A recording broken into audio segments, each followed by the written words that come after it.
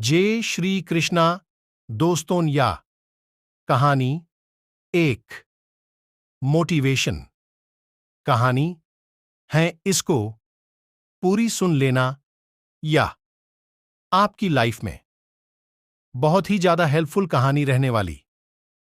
हाँ, गलत रिलेशनशिप में रहना, एक गलत पार्टनर के साथ रिश्ता रखना, एक गलत रिलेशनशिप में रहना आपकी जिंदगी को बिखेर कर रख सकता है। अगर आपका पार्टनर आपकी केयर नहीं करता, आपको प्यार नहीं करता, आपको खुशी नहीं दे सकता, तो ऐसे पार्टनर के साथ रहना नुकसानदायक है। इसलिए अपने पार्टनर का चुनाव समझदारी से करें। पहले उसे जानें, उसे समझें, फिर उसके साथ रिश्ते की शुरुआत करें।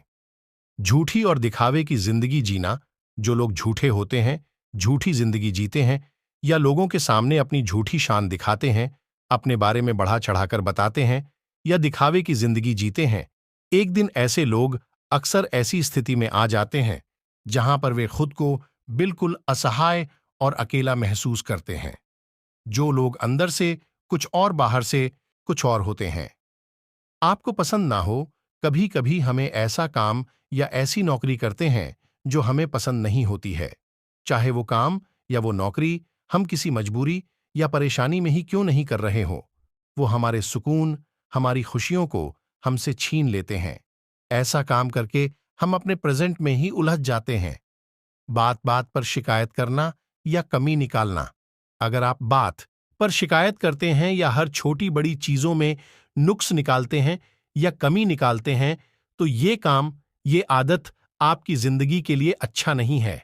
ऐसा करने से एक तो आपको गुस्सा आता है, आप फ्रस्ट्रेटेड हो जाते हैं, डिसअपॉइंटेड हो जाते हैं, जो आपकी खुशियों को चुरा लेता है, और दूसरा, इससे आपकी सामाजिक छवि भी खराब होती है। पैसे की कद्र करना, फिजूल खर्च करना।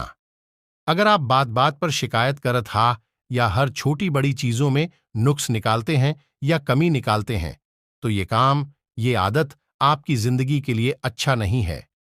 ऐसा करने से एक तो आपको गुस्सा आता है, आप फ्रस्ट्रेटेड हो जाते हैं, डिसअपॉइंटेड हो जाते हैं, जो आपकी खुशियों को चुरा लेता है, और दूसरा, इससे आपकी सामाजिक छवि भी खराब होती है। पैसे की कद्र करना, फिजूल खर्च करना। मैंने बहुत से ऐसे लोगों को देखा जो पैसों को बिना मतलब के ही ऐसी चीजों पर खर्च कर देते हैं जिनकी उन्हें कोई जरूरत नहीं होती है। जब तक उनके हाथ में पैसा होता है तो ऐसे ही फालतू में उड़ाते रहते हैं और महंगे महंगे शौक पाल लेते हैं, गंदी आदतें लगा लेते हैं। एक जीत आपकी, यू कैन विन।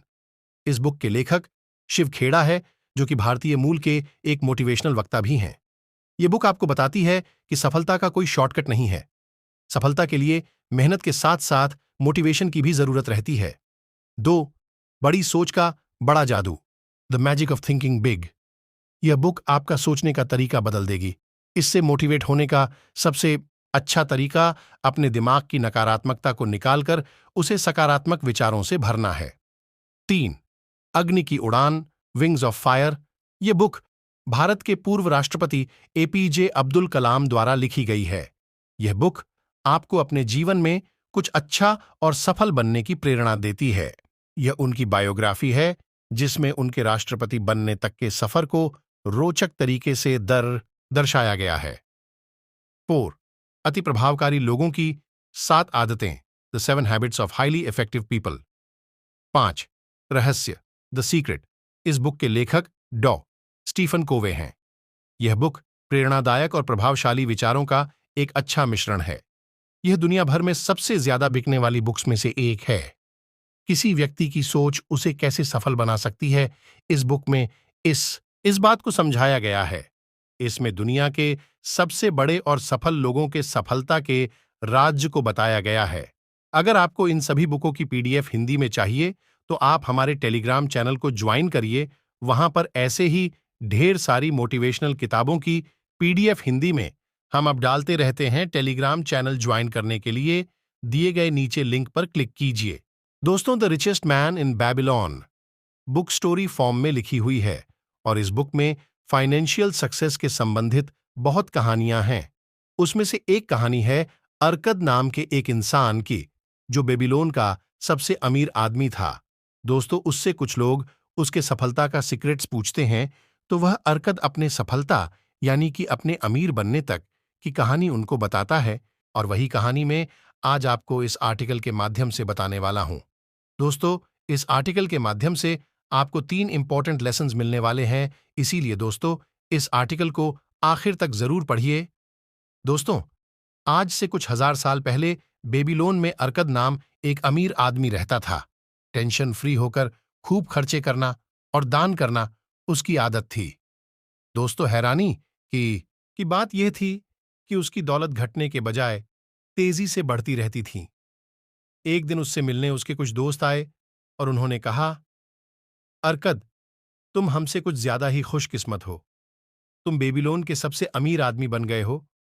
तुम अच्छी कपड़े पहनते हो और स्वादिष्ट भोजन करते हो और दुनिया की सैर भी करते हो, जबकि हमारी हालात ये है कि हमारे परिवार को भरपेट भोजन मिल जाए और पहनने के लिए कपड़े मिल जाएं तो हमारी खुशी का ठिकाना नहीं रहता। लेकिन एक समय था अर्कद, जब हम एक जैसे थे। हमें एक ही टीचर ने पढ़ाया है और पढ़ाई और खेल तुम हमसे कभी आगे नहीं थे और तुमने हमसे ज्यादा हार्ड वर्क भी नहीं किया है, लेकिन फिर भी तुम हमसे ज्यादा ही अमीर आदमी बन गए और आज भी हम गरीब है। क्या तुम हमें गरीबी से अमीर बनने तक की कहानी सुनाओगे? तब अर्कद ने कहा, क्यों नहीं मेरे दोस्तों, में तुम्हें जरूर सुनाऊंगा। दोस्तों, अब इस कहानी को ध्यान से पढ़े। मैंने अमीर आदमी बनने का सपना तब देखा जब मैं जवान था।